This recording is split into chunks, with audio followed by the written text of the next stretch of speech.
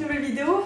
Alors aujourd'hui, donc comme dit dans le titre, je vais vous faire un petit tuto très rapide sur les badges Pokémon qui sont juste derrière moi. Et je vais aussi vous donner quelques nouvelles concernant la chaîne et ce qui va s'y passer prochainement. Donc la chaîne aura bientôt 1 an au mois d'août, je ne sais plus combien exactement, mais ce sera au mois d'août.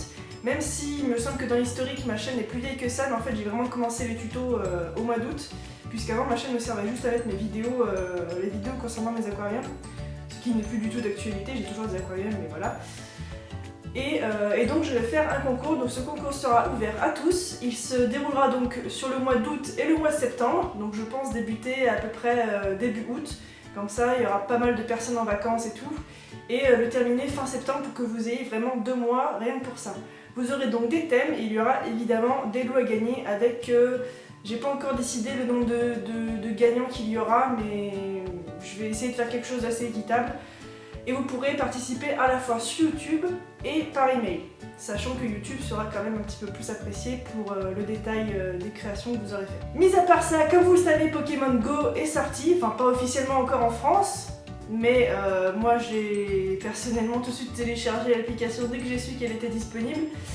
Et donc j'y passe mes jours et mes nuits, enfin si on peut dire ça comme ça, vu qu'il faut pas mal marcher quand même pour trouver des bestioles. Et je fais partie de la team rouge. Et donc pour l'occasion, j'ai créé des badges Pokémon des 3 teams différentes. Alors j'ai fait celui de la team rouge, mais c'est exactement le même processus pour les 2 autres teams. Si ça vous intéresse et que vous aussi vous êtes un grand fan de Pokémon, ces 3 badges sont en ligne sur ma boutique Etsy. Sachant que ce sont des badges qui peuvent s'accrocher sur tout type de support, type tissu surtout.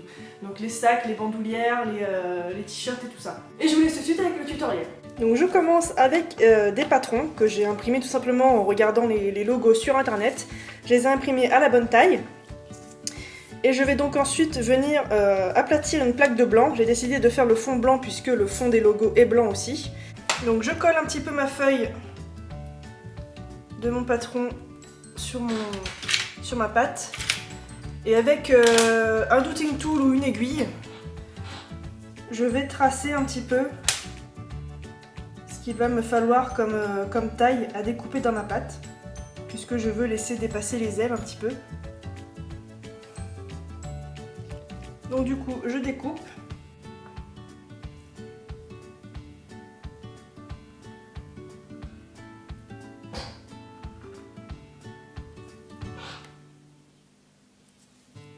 Et ça nous donne notre premier cercle.